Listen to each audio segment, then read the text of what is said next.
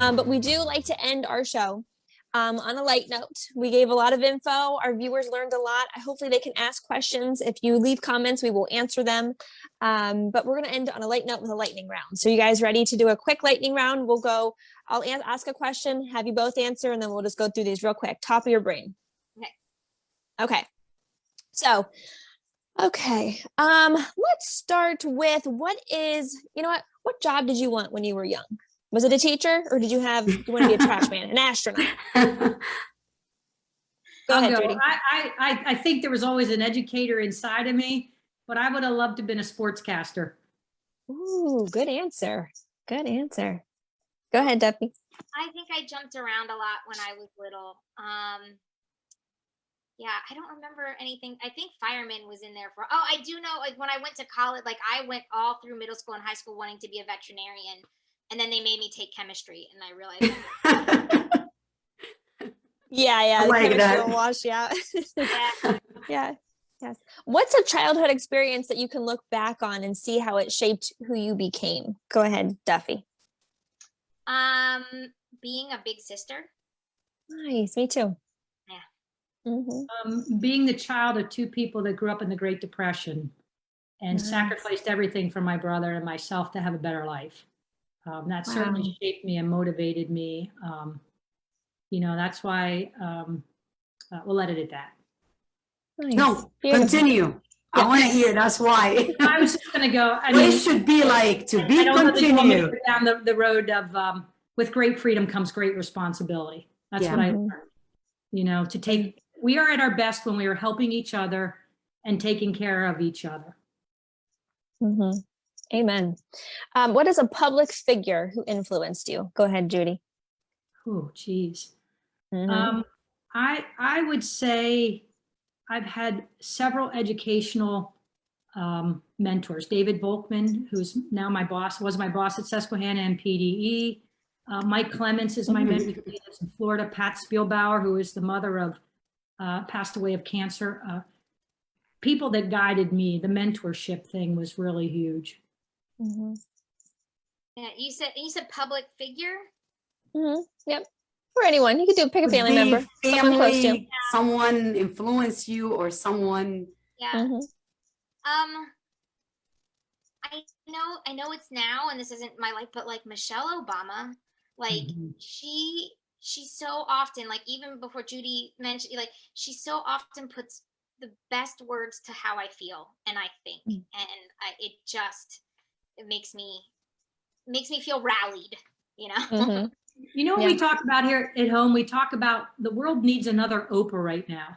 Yes. We need another Oprah Winfrey at 4:00 in the afternoon to bring us all together. I vote for Hajir. I don't know if it can happen on the way that television is these days. Where would you put it on that everybody would see? Right. That's true. How 4:00 every day she brought us together. Yeah. Mm-hmm. All different walks of life, and she evolved in her career, and so. Mm-hmm. See, Michelle, I'm listening to Barack Obama's audiobook right now, and the way that he talks about his family, I'll be in like Wegmans and I'll be tearing up. I'm like, this man, like he's a good father. And he talks about the effect it had and the grace. And so he obviously was watching someone he respected in his wife, and he can document that. And it's just really, really powerful to listen to someone else. Which one of his books? Which one? Promised Land? I was going to say the yellow one. Yeah. So was that? I just finished the audiobook of his latest one, Promised Land, right? Promised Land 2, right? Yeah, that's Promised Land 2. Sorry, I was thinking. Yep. Never mind. Mm-hmm. Yep. Yeah, I just finished. It's really good. He is like. Well, it's like, I think it's legitimately 24 hours because he's reading it and he's got his little cadence going on. And so it took me a while. Yeah. Me too. I think I'm at like hour 10 and I've been doing it for months. So that leads me to the next question. That's only volume 1. Yeah, I know. Oh, hell yeah. Bring it on. Yeah. Mm-hmm. So that brings us to the next question. A favorite book, either a favorite book that you like to read or a favorite book that you like to teach. What do you think, Judy? Oh, wow. I read all the time. I try to have such an eclectic, I don't know if I can give you one book. There was a book called The Gentleman in Moscow that I loved a couple years ago, but I read everything from political to self-help to leadership. Just finished, like I said, I just finished Adam Grant's book, Think Again, trying to open my mind to different ways of thinking. So that's a hard one. Yeah. I think a book that I think about a lot and I just really liked and was fun is Lamb, The Gospel According to Biff, Jesus's Childhood Friend by Christopher Lamb. I don't know if anybody, it's another good audiobook. The audiobook is very well done. I just it's funny, but it's got heart and it makes you think and it's I really always like that one, and my thoughts go to it a lot. And then I never got to teach this one in the classroom, but I've done book clubs with it, and it's always resonated in the last couple years. Is The Hate You Give? Yes, Mhm. I watched the movie and I read the book. Yeah, by Angie Thomas, right? Yeah. Yes, Angie Thomas, who's also a really fun follow on Instagram. She just got a new dog, and it's so super cute. But yeah, like it just the conversations you can get students into with that book. Yeah, it's a really good Mhm. one. So summertime is coming to an end, coming to a close. What's your favorite vacation destination? Go ahead, Duffy. For the last 25 years, we have always gone to Chincoteague Island in Virginia. Nice. So, Okay. and this year we actually got to go for 2 whole weeks, which was super Oof. nice. Luxury. Yeah, and Mhm. we go with a big group, like we get a bunch of different houses. It's a big group of friends and family, and so it's a nice place to reconnect. Nice. I would say Provincetown, Massachusetts, out on the tip of the Cape. Mm. I was just Good there answer. for a week, so good stuff. This is a question I think we always get interesting answers on, and it's broad, so you can go anywhere you want with it. But whatever comes to mind, your guilty pleasure. Could be food, could be a TV show, could be something scandalous. I see you Like- thinking, Judy. Go ahead.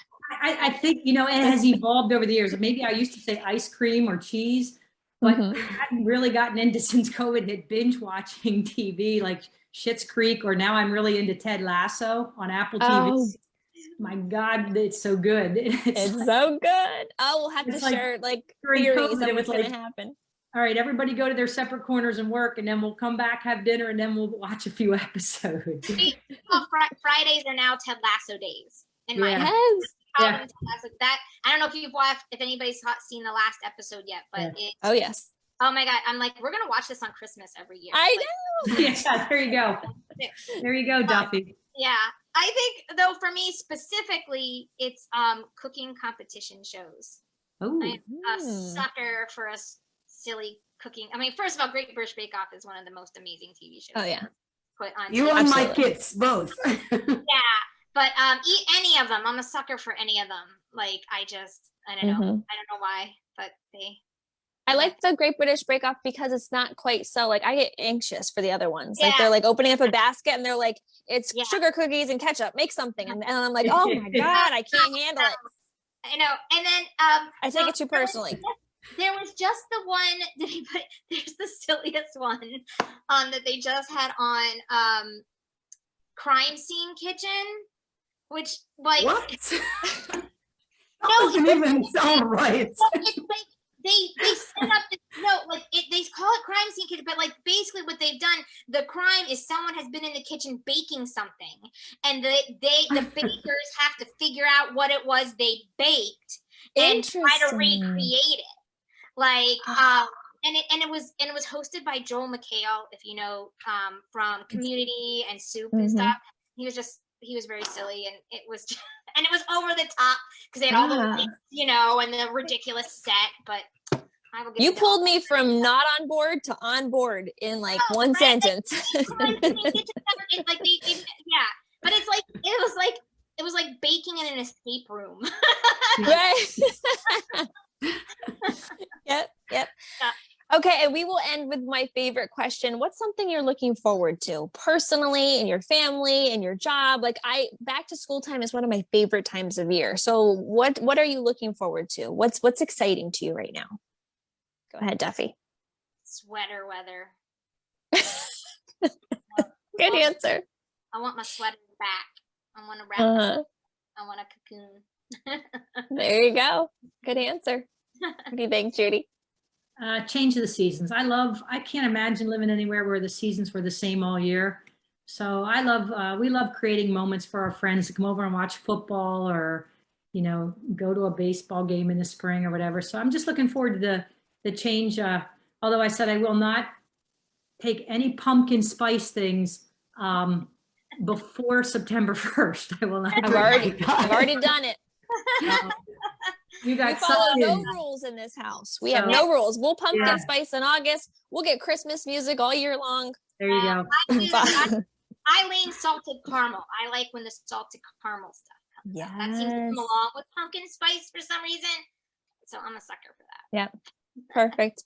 Well, thank you so much, Judy, Duffy. You guys have been fabulous. This has been a great convo. I know that it's going to help give people some context. I think it's most important to hear straight from the people who are actually living their lives. It's enough for us to have conjecture about what's going on. It's totally different when you can hear. You can hear what the educators are going through. You can hear what's working, what isn't working, and what we can continue and actually learn our lessons from COVID. Take some good lessons that we all were learning together and move them forward. So thank you both for being here. We really appreciate your time. Thanks for having us. Thank you both, and we're looking forward to having you again. Definitely. That'll be great. Yep. Thank you.